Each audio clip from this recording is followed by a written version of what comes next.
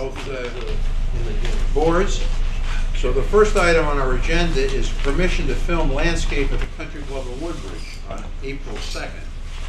And Onika Giglietti of Onikachi Productions is here. Hopefully I pronounced it right. I don't think you were. What was that? I didn't get that. You can correct me. Who's taking the minutes? You got down the minutes, Jerry?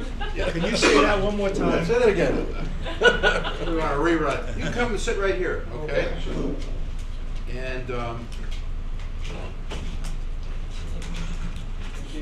did I pronounce your name and the Close. right? That was good. Onyeka Ejikeme. Okay, that's what I Sounds said. just like All right. Okay, so I can call you Aniki? Onyeka. Anika, you're right. I know you've talked to Tony about making a film production at the Country Club of Woodbridge on April 2nd. I guess it's a relatively brief thing. Yeah. So why don't you just tell us a little bit about what you want to do and the nature of your production group and whatever. Okay. Thank you very much for the question.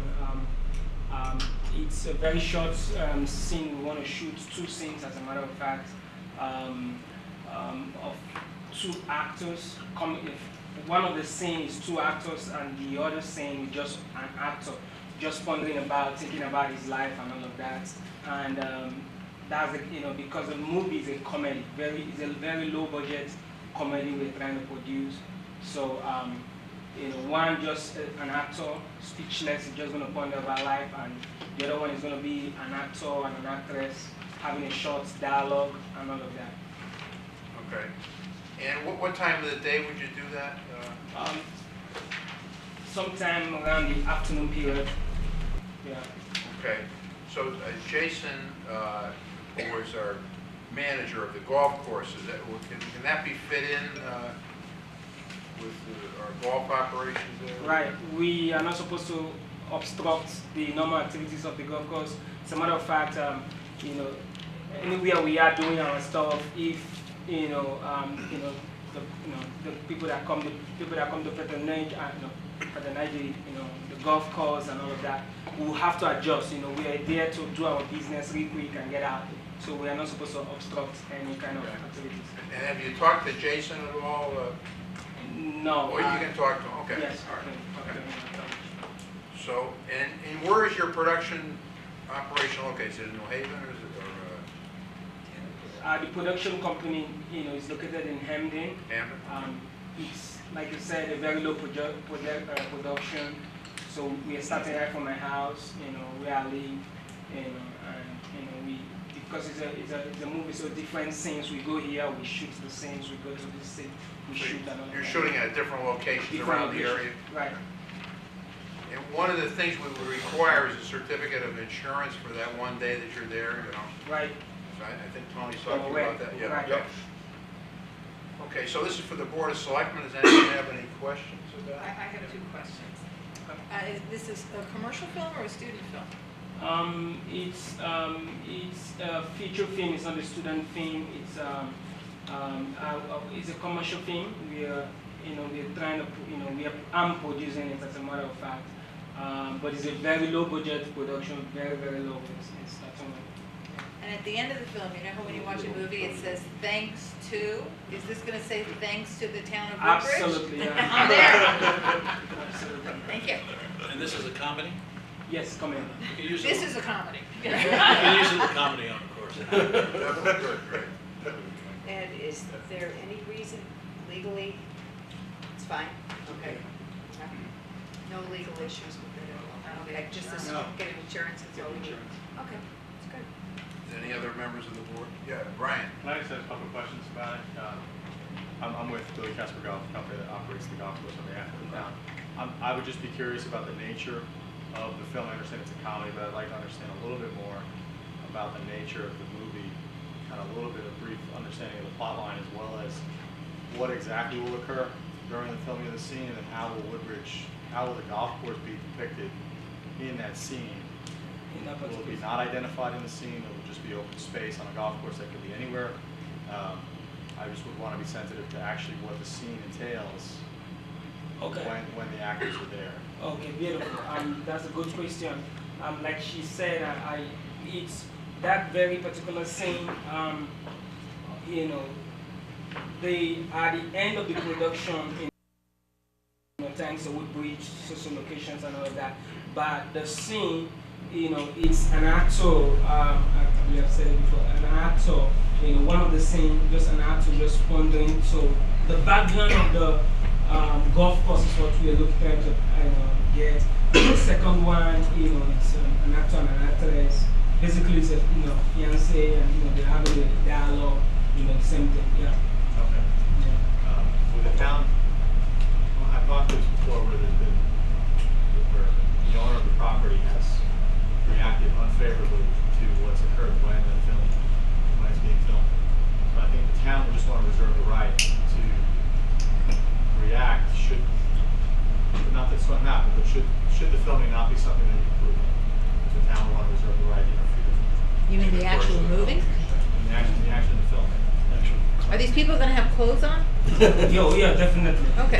It's not supposed to be Not R-rated. Just want to reserve the right to react as well. I mean, right. And How long is it gonna be? How long is the scene gonna be? The scene under 4 On the minutes. golf course? Both of them under 4 minutes. Under 4 minutes. Under 4 minutes. well, just to answer Brian's question about, is it identified as the Woodbridge Country Club of Woodbridge, or could it be anywhere? It will be added. The location will be identified as Woodbridge Country Club of Woodbridge. Oh, Yeah, well. the location. Yeah, but the movie itself, like I said, it's a comedy, and there's nothing offensive in the movie at all. It's a professor that came into the country, and first of all, he was looking for a job. He was struggling to get a job. He wasn't getting a job. Finally he got a job as working in the restaurant, with his status and all of that. Then finally he got a job in a school where he was teaching. So that's all about the movie. So there's nothing offensive about it. Any other questions? I'm sorry. I like Brian's comment because what you may not find offensive, what if there's a Rush Limbaugh comment in the movie that you don't find appropriate? I would like to hold the right, the town should hold the right to pull your name from the film in case there's a comment or subject matter that we don't approve of as a town. You don't, just because he may not find it doesn't mean the town may not find it offensive. Just to withhold the right to pull your name. What's the feeling on that? Okay, what's the feeling of the board on that? It can't do any harm. Right, okay. So would you be willing to share that with us after it's completed, just to show? Yes, absolutely. I would love to do that. If there's anything you find in the movie that you don't like, we can take the name out. But as I said, it's 100% nothing offensive. But I will love to do that. Okay. Yeah, Great. I would love to do that. So then I would entertain them, if no one else has any questions, a motion to approve this production of this film this filming on April 2nd, 2012. So moved. As he's described, with the right of the town to review it, and then and also with the understanding that you will provide a certificate of liability insurance for that one day. I'll second it. Okay. Any discussion? All those in favor signify by saying aye. Aye. Opposed? Passes unanimously. Good luck with your film. And I guess what you would do is report to Jason, who's right behind you, Jason Bedford. He's the manager, so he'll be the one to look for on April 2nd to Okay. give you the introduction. Okay? Thank you. Thank you. Thank you so much. Yeah, thank you. Thank you. Okay. Break the legs. So the next item on our agenda is we have Brian O'Hare here of Billy Casper Golf, and you want to make the introductions, and then of Jason and Dennis, and then we can go on with the financial update, etc. Absolutely. Okay. Thanks for having me here again. It's nice to see everyone. More proud of room than I'm accustomed to. But again, thanks. For those of you who are not met, I'm Brian O'Hare, Vice President of Operations for Billy Casper Golf. And I work closely with the gentleman here on the property level, working with the town and operating the golf course. With me here is Jason Bedford. Jason is our new general manager here at the club, as well as Dennis Petrozelli, who is our new golf course superintendent here at the club. Jason's had a history with Billy Casper Golf, been with us for 4 years now here in Connecticut, so transitioning over from a job he previously held at Lyman Orchards, and we're excited about his role here. He's off to a great start. And Dennis has been working in the golf industry for a number of years, certainly up here in the Northeast. We've known Dennis for a number of years. We've been working on trying to get Dennis to join Billy Casper Golf, at least since I've been with the company, which is for the last 7 years now. So we finally found a good marriage here, and we're excited about Dennis coming on board. But I'll let these guys give a brief update on what they've been working on and some of the things that we've been able to accomplish in the short time we've been here, and let them talk a little bit about themselves as well. And I'm happy to go through the budget, kind of our to-date financials of what we've been seeing on the performance side. And of course, Dee Hotchkiss is here, who's chairman of the Country Club of Woodbridge Commission. No introduction. Right. So I know in certain circles I don't. But Jason, why don't you? As Brian said, my name is Jason Beeford. I want everybody in here to know how excited I am to be working with all of you and be a part of the club, because I'm very excited. I've been hearing nothing but positive comments about the golf course, about Billy Casper taking over, and the attitude amongst the people that I have been talking to is very positive. So I think we should all be encouraged. A quick update on membership sales. That's really been the bulk of all the sales to this point. Today we hit the 60 mark. Membership sold, which roughly translates to about just over $80,000 in membership sales. About 35 of those memberships are residents of Woodbridge. 25 of those are non-residents, which is great. Couple other highlights of the membership. 24 of those are the 7-day-a-week full membership package, which is great news. We've already got 16 junior members signed up, which is fantastic. It makes it a lot easier to let the Emory High golf team have access to your golf course when there are all members anyway, so I think that's good. We've got several pool memberships sold, seven family pool memberships sold already, and as we kind of set the April 30th date of introductory pricing, I think you'll see a lot more of those sign up as we get closer to that date. I think that's why those are lagging a little bit. But like I said, 60 memberships sold, about $80,000 translates to, and Brian will touch on total revenues that we've made so far, but it's just over 100,000. So I'm excited again. Nothing but positive comments from our customers so far, and we're very excited to be here. So with that said, I'll turn it over to Dennis. Jason, I'm sorry, could I ask a quick question? These memberships sold, do these figures represent payment in full, or are these accounts receivable? This is membership dollars. There's about $6,000, $7,000 in receivables out there right now, so not too many. Thank you. We've given, I want to clarify what we're doing with respect to payments. We allow people to make 2 payments. We've allowed people to make 2 payments, a deposit up front when they sign up, and then the remainder due in full by April 30th. Thank you. And again, there's a handful of people that have done that, but most of the folks have paid. Any other questions? Great. Just one question. How have people found out about this? I haven't seen any advertising or just word of mouth or. Almost all so far word of mouth. There was a nice article in the New Haven Register. It was actually my first day on the weekend being open, so that was great. And then we have targeted 7 different newspapers. The ads are being produced now, and rates are being finalized, and so you will see a heavy dose in the newspapers. We have e-blasted out twice now to our Golf Now database for daily feed, which has gone off very well. And Why don't you explain that a little bit, because not everybody here is familiar with that. Certainly. Golf Now is a tee time booking, a third-party tee time booking company. It's all internet-based. People can go onto the internet and search up a course, find a course, and then book a tee time.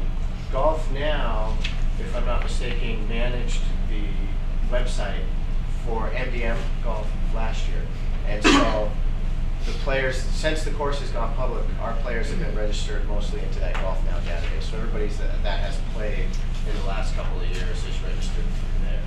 We will begin creating our own database through our own system tomorrow when our IT department is here and gets everything set up. So we'll have access to both. Once our POS system is in place, the EasyLinks POS system that we've got, we'll begin building our own database of all the golfers and members and guests that are here. And we'll be able to communicate to that group and segment them by their behavior, understand who's playing when, and be able to tailor specific offers. Obviously, we don't have that right now. Having the access to the Golf Now database that we do is great, and it's an added benefit that it just so happened to be that Golf Now had been running your website in years past, in the last year, because Golf Now has had access to the database, the entire database of Woodbridge golfers. So we have a strong national agreement with Golf Now. It's we commit all of our golf courses. We're actually their largest agreement that Golf Now has. So we've had a good relationship with them. We've been able to improve the relationship that they, with respect to the financial benefit to the golf course here by coming on board, and we've also gotten access to that database. So while we don't have a database of our own yet, we've been able to access theirs. So it's been a good way to bridge that gap. As Jason mentioned, I think our IT team is on site tomorrow, and the POS installation is going on this week. So we should start to build our own database, and eventually you'll probably see us have about 12 or 13,000 unique names in the database over the course of, let's say, the next year, which is representative of how many unique people will play the golf course over the course of the year.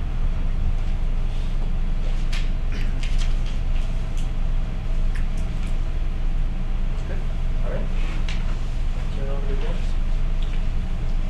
Okay, thank you for having us tonight. Pleased to be here. Many of you have met recently.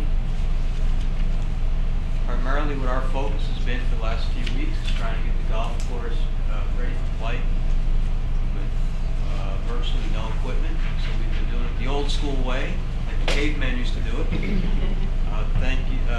Thankfully, the vendors that we hope to be dealing with soon have loaned us some equipment, so we've been able to get the grass mowed, and we have a few pieces of equipment to blow leaves, debris, whatnot. We have 4 laborers on site, presently seasonal laborers, and they've been working very hard to please our customers and get the golf course prepared. That's pretty much it. We're looking forward to a really good year, and every day we're learning the property more and more, and trying to make it better. Any questions? You've also hired a mechanic, is that right? Yes, he started on Monday. Okay. And the laborers you have, they're all local, right? They're all... They're reasonably local, New Haven, West Haven, Milford, and all 4 have been employees of Woodbridge in the past. Okay, any questions of Dennis? Thank you. If not, then we can go on to the, I'm sorry, Sandy. Do we have a place on our town website for the golf course where we could actually have some of this information available to town residents? It's up there. We have actually a link to their website, which is just a front page. Do you have a plan on rolling that out? Right now we have a landing page only as a placeholder while the website's being built. It's countryclubofwoodbridge.com. It's slightly different than what it used to be. It used to be called the countryclubofwoodbridge.com. So there's going to be a little bit of a learning curve. We're going to work hard with different search engine optimizations to get that name to pop up, so it becomes higher, the keyword optimization, etc. But that landing page was there to give people basic information, phone number, information on rates, and that is there. And I believe there's a link on your site. There is. The full website is being built out right now. Now that we've gotten the logo discussion going, that will drive a lot of the color schemes that go into the website platform. And so we should be, here we discussed on Monday's call, it's 3 weeks, you think? About 3 weeks, and we'll have a full website up and running with multiple pages and full use. And that'll also be integrated with our Tee Time booking engine, which will ultimately switch away from Golf Now and be into EasyLinks, which is our POS engine. And that'll all be integrated and seamless to the guest, and be part of all the cloud that we created, all the communications that we have will have that Country Club of Woodbridge advertisement. That link will exist there. Hopefully what we can also do is create some banners on the town website about events that are going on. We can go beyond just the Sure. Yeah. Okay, so the next item on our agenda will be a review of the operating budget for fiscal year 2013 as recommended by the Country Club of Woodbridge Commission, which met on Monday night. So, Brian, do you want to do that with Deke, or how do you want to? Yeah, I'm happy to do it. I did have one little bit just to add on to what Jason said about membership. We've had a great start, and I wanted to report that as of Sunday, we have $162,000 in the bank. We only have about $20,000 in outstanding accounts payable. That $162,000 includes payroll run that already went. So from a cash flow perspective, we've been in great shape. A short-term cash projection that I had sent to Mr. Genovese shows that we feel very good about the cash for the operations moving forward here, getting us through the rest of this fiscal calendar into the next fiscal season. But to have seen that response in memberships with probably another 100,000 or so coming in April, that's cash for memberships. That money will actually get deferred as revenue in an amortized schedule. But the cash infusion for the club's been fantastic. So we're excited about that. We wanted to let you know that we're sitting on a good amount of cash that can allow us to do the things we need to do with the operation. We're certainly being mindful of the 12-month cash flow taking us into the wintertime, because we know that's the lean period. But just wanted to let you know that so far we've been great. We're in good shape. We're excited about that. Okay. Okay. Hey, great. I'm doing great. Okay, good. Everyone should have in front of them a proposed 2013 fiscal year budget. And Yeah, there's an updated summary sheet. Right. Everyone has this, right? Yeah. It's a summary sheet here, right? And this is the proposal for the budget year starting July 1, 2012. In this budget, we are projecting 28,675 rounds. It's a very consistent, similar number to what we had discussed during the RFP process. That'll yield 1.9 million in total revenue. The splits on that, just as a highlight, 900,000 in greens fees. The greens fees line would include all public green fee and outing green fee. The cart fee line, which is 371,000, would include all carts that are sold, golf outing, public, as well as member. And you can see there's pro shop sales projected at about $86,000. Golf cards and passes is actually an Advantage card. In their Advantage card program is the program that you approved a couple weeks ago, which provides for a small barrier to entry to buy a card to receive a discount. It's a loyalty program that we think will do well for us. We're budgeting $10,000 in sales on the card price alone. About $200,000 combined food and beverage sales. $12,000 in other revenues, which would include locker rentals, bag rentals, club rentals, things like that. And then the other big revenue bucket would be our annual membership fees, which is a combination of all memberships of about $332,000, just shy of $332,000 over the fiscal cycle. Based on what you just told us, you're a good ways there. If you have We 160 and you have 100 coming in. We are. We have 81 now. Yeah.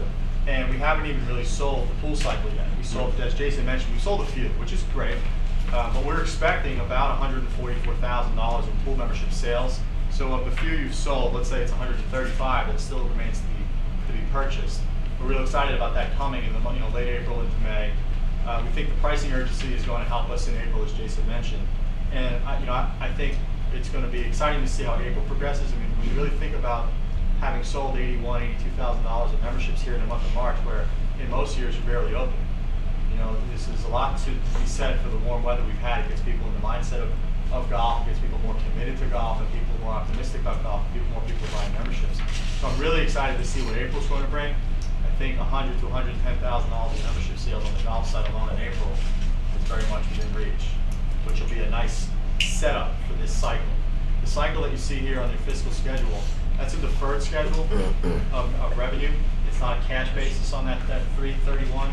It allocates all the golf revenue between April and November and allocates the pool revenue between May and September. So it's an 8-month schedule of deferred revenue allocation for golf, a 5-month schedule for deferred revenue for pool. And that's just trying to follow the best usage-based gap accounting method to allocate revenues. It also roughly reflects the cash collected. It's just how it's being distributed. Will there be, I noticed in the package there's some logos you're looking at. Will you try and make some shirts or whatever with the logo on it once it's decided? Absolutely. Right now the shirts you have are not logo. We actually just got a shipment of shirts in that don't have the logo on it, just so it looks like there's something in there. But the shirts have essentially been ordered. We're just waiting for the logo. They'll put that on and then ship. Yeah, we will balance, and I know we're going to talk about the logo a little later. When we talk about merchandising, we'll balance the logo with some items that aren't logoed. Some things will just be brand logoed. You know, you may have a TaylorMade hat that just says TaylorMade, stuff like that. But you'll have a nice logo for shirts. Golf balls will be logoed and non-logoed. So some people don't want to buy a golf ball with logo. So we'll have a good mixture of that, and it's all new to us. It's new to you as well in a lot of cases. So we're excited to see where the guest behavior and the member behaviors take us on those things. And we'll get feedback from our members and our guests on what they'd like to see logoed and not logoed. We're always available for special order on anything as well. So that's the revenue side of it first. In the 28,675 rounds, I should walk you through the breakout, which you don't have in front of you, between the assumptions we made between daily fee and outing.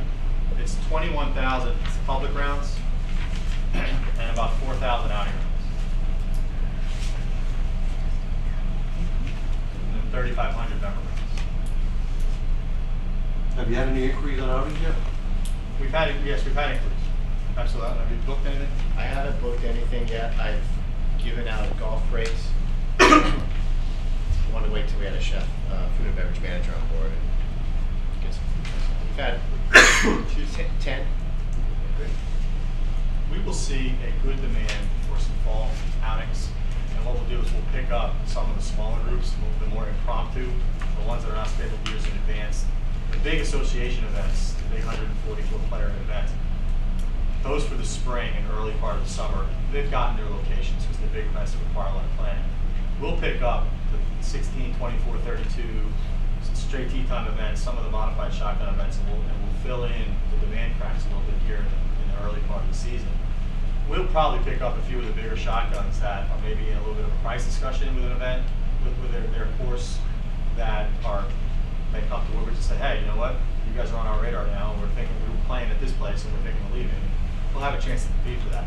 What we've also done is with the other courses that we have in Connecticut, the Casper Golf system, is what's nice is that we have a nice sister network of 4 properties now, and they're all within an hour of each other, roughly. And where we're getting overflow demand, Woodbridge is now part of that referral network. So if Lyman gets a call and we can't accommodate, we're only 22 miles by car down the street from Lyman, we're only 11 miles or so from Oxford, in about an hour or whatever it is from Winthrop. So we have an opportunity to maybe catch some of that overflow. And that goes both ways. Jason might get a call twice for the same Friday in September or something, and he might shoot a recommendation on the street. So we'll have more to report as we get more into the operating season on that. But 4,000 outing rounds is a realistic goal, and we'll talk a little bit more about that. Food and beverage services is some of the things we'll do, but it's for a public golf course, it's a key component to being able to drive your rounds. It's a good balance against your daily business and your membership business. Brian, does the food and beverage and 142 and 55, does that represent everything that's going to go on the pool, also people with joint pool membership that are spending food and beverage? It does, and I think it's relatively conservative, all things considered, knowing that we'll have a pool operation with a good snack bar, they'll have a good demand for it. It also includes beverage cart operations on the golf course on a daily basis throughout the season, and we'll talk a little bit in the cart package. I have an update from what you might have in your hands about a beverage cart that we're looking to get, as well as whatever we decide, and we're exploring our options with respect to both indoor and outdoor food and beverage service on the daily side. But I think $200,000, when you think of it, it's under $7 total per head, and it includes the pool use and the membership. It's pretty conservative.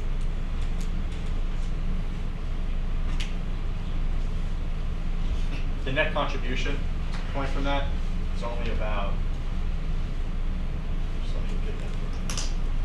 from the food and beverage operation, $37,000 in net contribution, net profit from the food and beverage operations.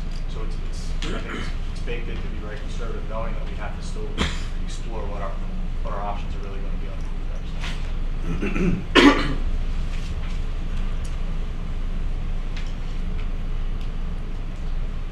Any other discussion points on the revenue side? Can I just think aloud for a minute? Because when I saw the figure for pro shop sales, that seems ambitious to me. Okay. And not that I know about a golf, pro shop at a golf course, but I was in professional sports for a short time, and I had a sense of what our store did there. Okay. If you would just speak to that. It's roughly a $3 per head assumption on the average per round transaction, and that's actually lower than what we're seeing in other golf courses. So we discounted a little bit relative. We're trying to, you don't sell a $100 shirt at a $50 golf course. You sell a $50 shirt at a $50 golf course, and we tried to base our assumptions relative to the other facilities we have in the market, what we're seeing from them on the average per round capture relative to their green fees, and step it down from there. So it's in line with what we think a property at this green fee level, this mix of customer base will do. We're expecting to be at a 68% cost margin on that. So 32% of that is our profit goal. I think that's $86,000 per golf course. That'll do close to 30,000 rounds. We think is a reasonable. And how quickly will it be fully stocked? Maybe that's a question better. Within the next 2 weeks. 2 weeks? Yeah. All the orders have been placed at this point. We're just looking. It's just going to keep. And again, a lot of it's going to start being non-loaded product, and the equipment. You want your equipment in now to get the selling season, and then filling orders for the rest of the year. And on that $86,000, you won't have a significantly high average stock. We'll target about a 2.5 to 3 rate of return on that. So you'll see that in season our stock will get up to about $35,000, and then probably between 20 and 35 throughout the operating season. We're going to keep it low on the hard goods side. We're going to try to have some samples of that and do a lot for special order, which will have some displays that show people ease to get special order. We'll have a good complement of shoes and balls and apparel and seasonal gear and gloves and the staples that come with a golf shop. We're going to try to stay away from tying up cash significantly in very many clubs and market items.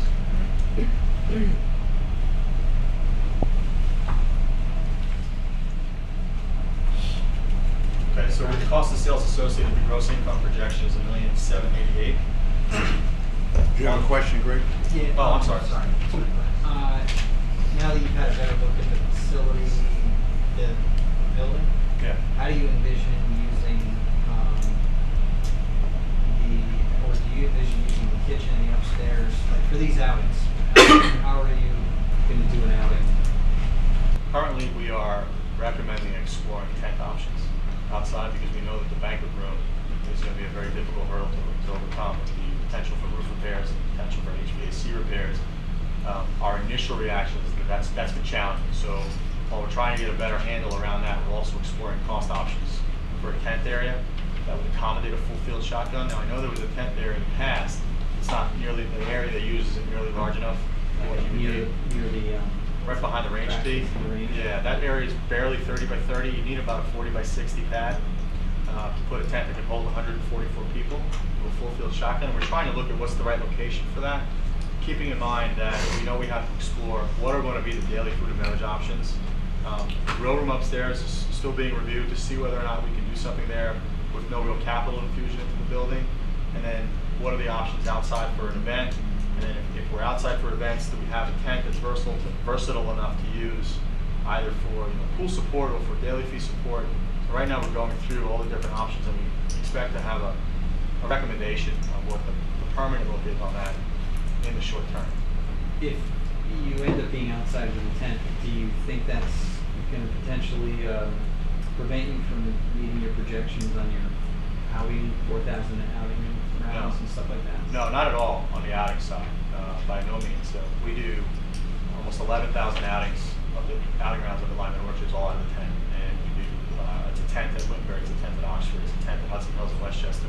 And these are not conditioned space tents. They're tents on concrete slabs or paver slabs, frame tents that are taken down in the wintertime, and they have closable sides, and people can be protected from the elements. But these are not indoor environments, and we're able to do those numbers of rounds and more Do they have a kitchen? How do they do it? Those other places? We would service it out of the kitchen that we have. So we would use both the downstairs and the upstairs kitchen. The kitchen that we have is serviceable. So if we had to use the kitchen upstairs to cook off, you know, potatoes or something, vegetable prep for an event, we would be able to use that. To use the storage and stuff, we'd be able to use that.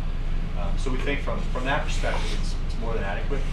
The kitchen's had a license in the past. We're going to go ahead and push to get the whole building licensed again, and then let the demand determine what we can and can't use. Could I just ask you, what is a shotgun vent? I'm sorry. I'm assuming it's something that happens quickly. It's a wedding. It's the NRA tournament series. The big shotgun. Okay. They bad Ask joke. a stupid question. I'm sorry. I don't know. I didn't mean to It's assume okay, what I I just meant. don't know A about shotgun it. event is an event where the entire group starts at the same time. So what it means is, if you had 144 players, we use 144 players as the rule of thumb, because that is 8 players per hole, 2 groups starting on each tee. So 144, it could be 132, it could be any number. Typically, when you get below 100, financially it typically becomes a challenge to make it worthwhile. But a shotgun event is so the idea is that they all start at the same time, they all finish at the same time. There's also things called a modified shotgun, which is done with smaller groups, where you kind of create a pocket for them to play on the golf course, and they play among the rest of the daily fees. So you might close the tee down for 2 hours and let them all start, and then they come back around like a train going through. So it's different ways to modify the tee sheet and accommodate the event's demands. Shotgun events are in high demand for big groups because 144 players would take several hours of tee times. So you could not have a dinner with the group all at the same time if they were teeing off consecutively, taking the majority of the day. So that's why the shotgun is a big benefit to having an event. Thank you. And forgive me, sometimes we speak as though everyone's in the business that we're in, and I don't mean to speak and say something someone's not familiar with. But Mr. Point, does that answer your question? Okay. On the labor side, you can see the way our budget template is broken out. You see it in direct labor, which is the actual wages associated with the work. You see $126,000 in golf operations labor. That number includes all of Jason's staff other than Jason. His outside services, his rangers, his cart starters, his cart attendants, his shop assistants, etc. The general administrative labor, that's Jason in there. Golf course maintenance labor includes Dennis and his entire crew. Food and beverage labor is just for the food and beverage.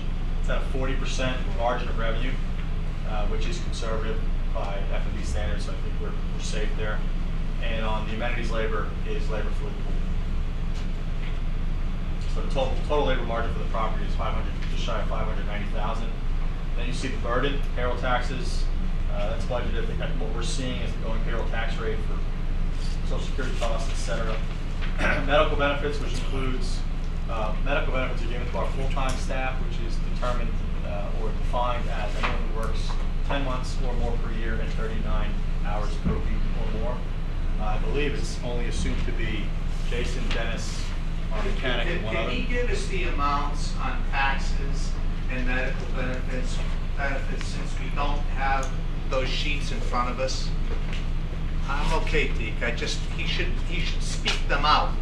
We don't all Why have don't you give them the sheets? Yeah. We give you copies. I don't have copies of it, sorry. Now he has copies. He has copies. Payroll taxes are at $70,740. Payroll tax rate is assumed as 12% of direct labor, which is the rate that we're currently seeing in our operations. And the medical benefit is $32,201 for the season. And the medical benefits, I can give you the breakdown of our assumptions of how many people that is. The assumption is two family medical benefits earning employees and 3 singles. Now,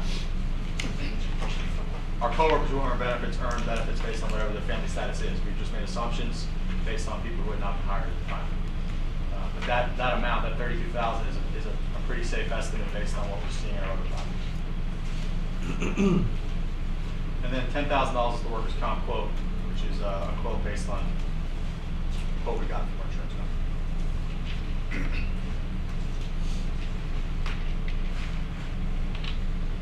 Any questions on the labor?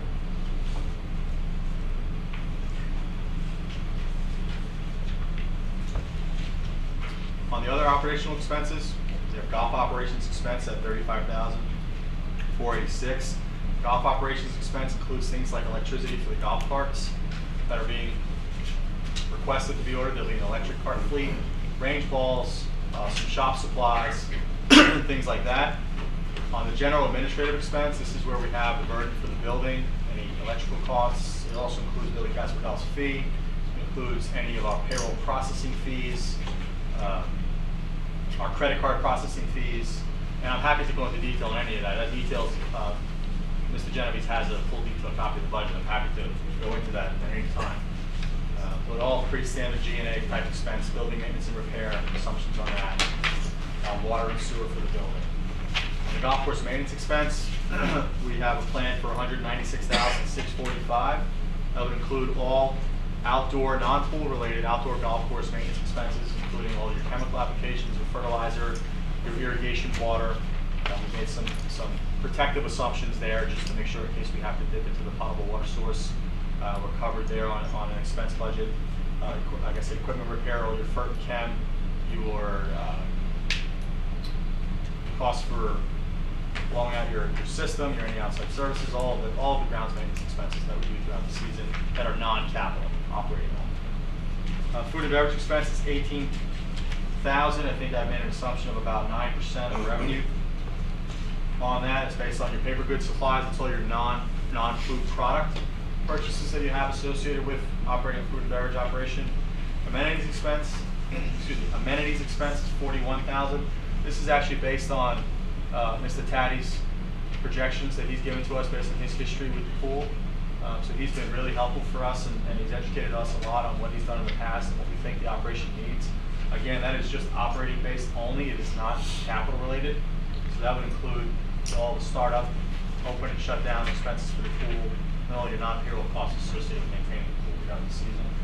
Sales and marketing is $35,000. That would include any print and electronic advertising that we do.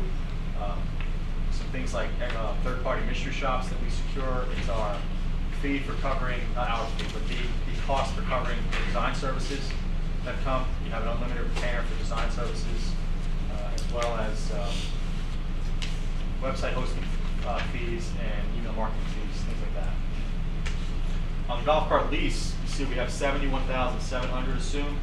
That golf cart lease assumes a fleet of 75 electric golf carts, which we'll be able to talk about in a little while, as well as a beverage cart. We're advocating putting a beverage cart out there during seasonal periods. Beverage cart typically will pay for itself throughout an operating season, so it's a worthwhile expense. So that's making up the $71,000 that you see there. And then you see an equipment lease of just shy of $131,000. One point of differentiation I want to make: the golf cart leases are fair market value operating leases, and then the equipment leases are actually a capital purchase on a finance schedule where you own the pieces at the end of the term. Golf carts you would not own at the end of the term. The equipment package, I know we're going to get into it, but with a $524,000 equipment starter package for maintenance equipment. It also includes a range vehicle to pick the range with, and it also includes, for now, there's a placeholder for any to be determined capital priority list that we have yet to get our arms around. I know the budget is going to go through another step of review, and whether or not we have a priority list that needs to allocate that money, we've kept another $50,000 in finance capital in there in the budget as a placeholder. It's consistent with the first draft we submitted a while back. That is to be determined. It may or may not survive the final pass. So amenities, that means pool amenities expense, you said? Pool and tennis, I'm sorry. It also includes the operating costs for prepping the tennis courts. The chemicals for pool. Yeah. That's probably the largest cost operating the pool. Yeah, let me just glance at the line amenities, items. labor, that means the pool staff? That's Anthony Taddy and his staff, and the lifeguards, etc. We have for the biggest cost, at this point, is $9,100 in general chemicals. It's probably our biggest single line item. I've allocated about $14,000 to the tennis courts. We maintain the tennis courts throughout the season, but in the pool itself, we've got $6,000 budgeted for equipment repair and assumed repairs that we've been told are needed for some filter things. $3,800 in outside services to get it open. And there's no tennis labor? Right? Not at this time. Are you not planning on that? Do you think you need it in order to attract members, or what's the thought on that? Right now, we don't think we need it. If we find that the demand for tennis is so great, I think what we'll do is we'll go and pursue probably an independent contractor relationship, someone who can come on board and not be a payroll burden to the club, but can teach out of there and help us develop a tennis program. But we feel that still remains to be seen. I think we're going to open two of the tennis courts, and see where that demand takes us. We understand, and I think we talked about this at the last meeting, that there are a lot of tennis courts available in town, and we really want to see what the value proposition really is for those tennis courts, to see how much energy and resources should be expended at the courts. I think it's a great amenity to have as an add-on to the memberships that we're offering. And we have gotten some nice response to it. People are excited about getting out there, but it's a little too early to tell whether or not we really should put ourselves out there on a robust teaching program. We just don't know where we've got yet.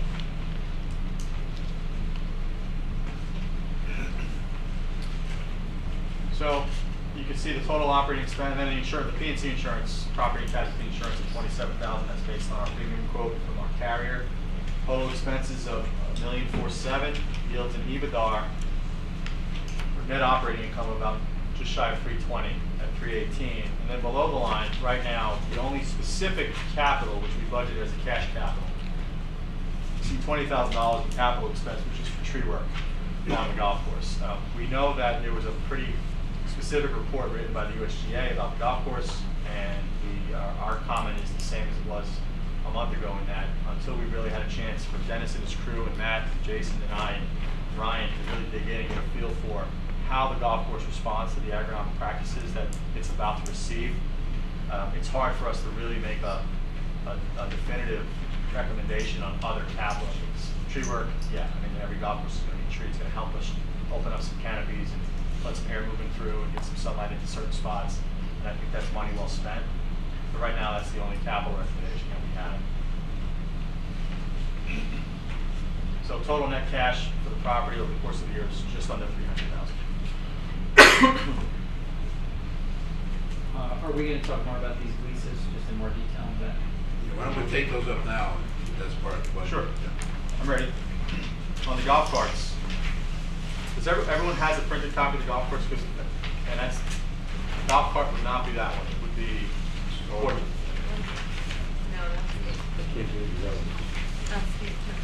Tony, what was distributed about the golf carts? Is there anything distributed, or should I just talk to you that? No, we just talked about it. Okay. I'll talk to the golf carts first, which I guess I understand you don't have in front of you. We're recommending a 48-month operating lease, which would mean you turn the carts in at the end of the 48th month. We would also have a 36-month rollover option, if provided you stay with the same vendor. That would more than likely include no negative equity. 48-month operating lease with a Club Car ES electric IQ system cart. The reason we're recommending Club Car is that they have a revamped battery system. It's a 6-8 volt battery system that we have found to be the stronger performer of the golf course in the industry. This golf course has a pretty severe terrain, so that's one of the reasons why we're recommending a 48-month term as opposed to a 60-month term. When you lease an electric fleet, it comes down to the battery life, and what can you expect on the battery life? So the last thing you want to do is have to invest in new batteries in a fleet that you don't own 1 year before the term expires. It's about $750 per car to replace batteries, so the 75 cars is a lot of money. So we're recommending the Club Cart DSIQ system. It's a very good golf cart. We recommend getting it in beige color. The amenities with it would be club protectors, which is a fold-down canopy on the back of the cart that will protect people's clubs if it's raining. It's a nice amenity that a lot of nicer clubs are offering. Split windshield, which is a typical windshield that will fold down, so people can put it up. It's called a single-point battery watering system, which is actually an important thing to have. It allows us to water all 8 batteries, all 6 batteries, through one area, and that allows the water to be distributed evenly. How you water your batteries is impactful on the life of a battery, so this actually helps us get more out of the life of each battery and let's stretch that warranty a little further. One driver's side sand bottle for people to replace divots, and we are adding tow bars to the carts. Based on getting familiar with the facility, we think it's more than a good use of resources to invest in tow bars on the back of the golf course. We can tow 4 or 5 up at a time from the storage area, and it's adding a couple of dollars per month per car to the lease, but the labor costs that we would have to endure to offset that would more than cover that. So the total cost of the golf carts is a projection of $152.36 per car per month on a 6-month payment schedule. So that's only 6 months out of the year. So you're looking at a total of $11,427 in lease payments May through October for the season. And that is on the 75 2012 Club Car DSIQ golf cars. We're recommending a beige color. We're getting a white, green, or beige. White doesn't look great, doesn't hold up long term, and green shows everything. So we like the beige color. It's clean and neat. Give me those numbers again, Brian. The numbers are $152.36 per car per month on a 6-month schedule. Okay. That equates for the 75 golf carts to $11,427 per month, May through October. That's just Which is where you get the 71.7. Sorry. That's where you get the 71.7. 71,712. Yeah, is that? Let me see if that's actually. That's close. Because I got a revised number, making sure I had the tow bars in. Yeah, that's close. I have 11.4 budget. It's 11.427. Yeah, that's so close. I'm off $27. Yeah. Which all it is. And that's just a straight lease. The equipment, you said something about how that's more of a lease to own. Yes. And there's one other vehicle I have to talk about that is an operating lease, and then maybe we can move on to the capital leases, which is the beverage cart. We recommend getting a beverage cart. It's called the Cafe Express, also from Club Car, and that is $573 per month for 6 months, or $3,439 a year to lease that. And that's another operating lease, so you can turn that in. That vehicle doesn't wear and tear as well as what we'll talk about as a range vehicle in a little while, which we would recommend just buying to own, leasing to own. And that's addition to the 71? Yes. So now, talking about the batteries. Yes. What kind of warranty are on these batteries? 48 month. Oh, okay. So if you do have to replace batteries, they're under warranty, they're in the lease. Yeah, it's 48 month or 19,000 energy units, whichever comes first. What we found is on hilly golf courses, we used to lease fleets at 60 months, and we have a rollover option at 48, and a 48-month battery warranty married with that, and it was a good scenario. Except now some of the hillier golf courses started to have problems when Club Car went to a 412-volt system. They since upgraded their system and changed it to this DSIQ, which is a 6-8-volt system, and we found that the batteries survive much longer. So we feel very safe in the 48-month. It'll be right around expiring on that warranty, right around the 48-month based on what we're seeing. What's amazing is how precise the warranties are. The warranties are built for 19,000 energy units or 48 months, whatever comes sooner, because a few months after that goes, the batteries start to go. They know exactly how long these things are going to live. And that's the challenge with going with an electric fleet. Although we absolutely recommend the electric fleet, because it's a much better guest experience, and the costs of an electric fleet versus a gas fleet are relatively similar.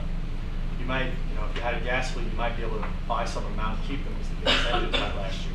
But I think the experience is going to set up nicely for an electric car. I'm curious, what happens in the off months with with the carts? Do you keep them charged, or you let them discharge and recharge in the spring? Or? Yeah, there's a winter care and maintenance program that goes through, and they stay charged. And I think every so often you have to unplug them and let them sit, and then you plug them in again so that the batteries go through a cycle.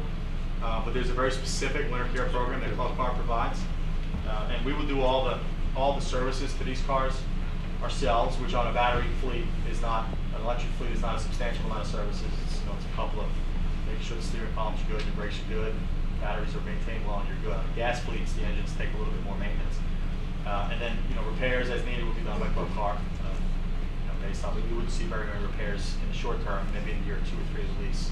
start to catch up on some repairs as you need tires and brakes and stuff like that. And they'd be stored off-site for the off-season? No, they'd be stored in the barn that we have. What's the situation with that barn as far as, I know we always talk about roofs. Does that have a roof issue or is it a? No. It's the building with the roof issue that resolved. Okay. And my understanding was electric fleet last year, right? Mixed. Mixed. Yeah. Brian, if you do not go to term on the lease, then are any penalties? Well, we would not likely roll out the lease. You have to go to term unless you negotiate with Club Car. Yeah. To roll into a new fleet, and then you're the buyer, so you have a lot of flexibility in that. We have national accounts with both Club Car and ECO. What we've seen in the past is that Club Car will roll you out of one fleet into a new fleet with no negative equity that you have to absorb. So that essentially maybe after 36 months, you may have to be able to roll out. But what you can't do is terminate the lease.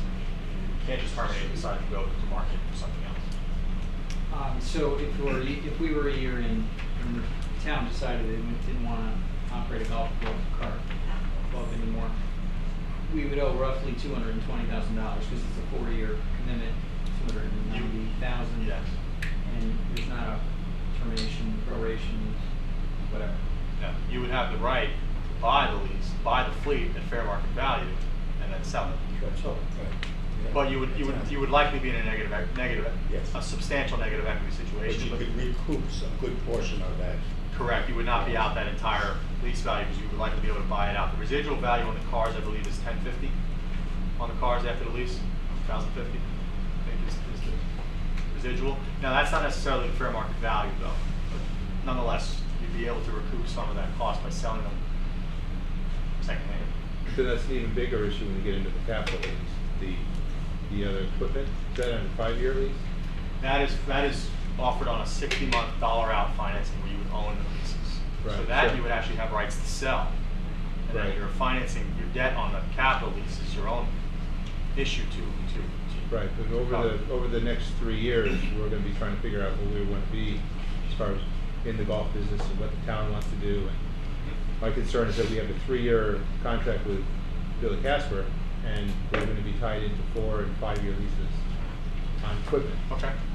So- We can quote those on shorter terms, just that the cash flow is going to be tighter in the short term. Right, so do we have any idea what the differential would be on something like that? Yeah, I can actually spec it right now. The rate on the equipment lease is projected at 3.9 right now. So far, that's the best rate we've been able to get. I know that Mr. Genovese is waiting on some additional financing items, but now what I don't know is how the rate changes if the term changes. But all of the things being equal, the payment, 5-year payment is $9,600 a month. On the same rate, the 4-year payment goes to almost $12,000 a month. If it were a 3-year payment, you're going to $15,000 a month. So you're adding $72,000 a year to go from 5 to 3. I think it's a minimal risk, quite frankly. But your rate might be lower. The rate should be a little bit. If we were to sell this property, it would be as a golf course. So whoever would buy it in that scenario would need this equipment to run the golf course.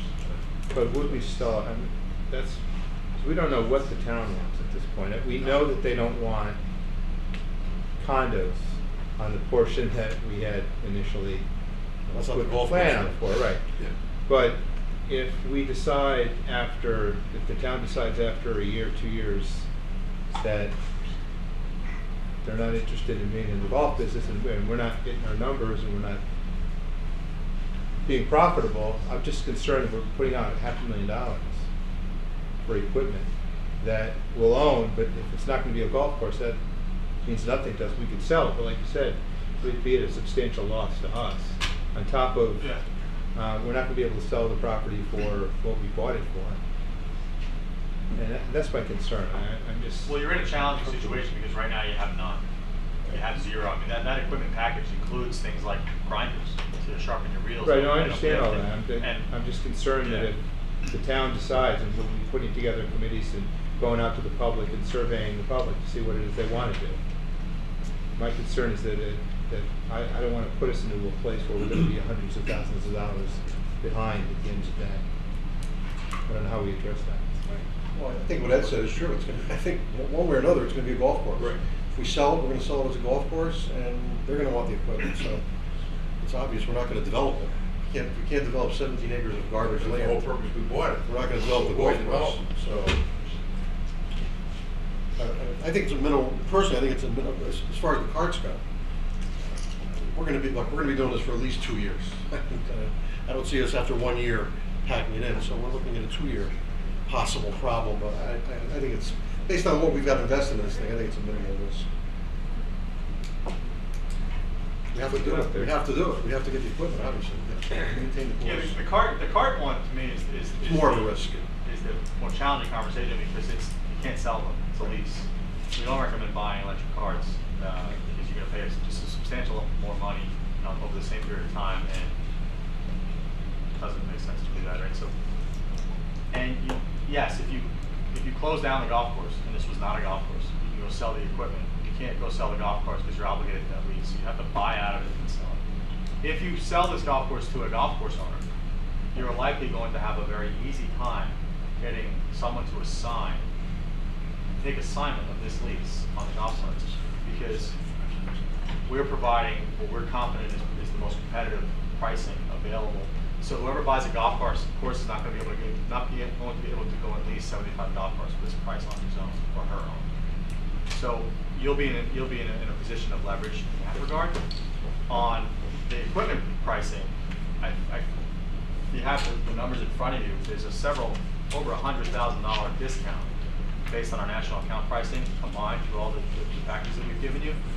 Again, a new operator of a golf course is going to have a very tough time getting equipment for that value. So I think, again, you'll be in a position of leverage. That doesn't mean you won't be in a negative equity situation, because the minute you buy something, it's worth less than that, right?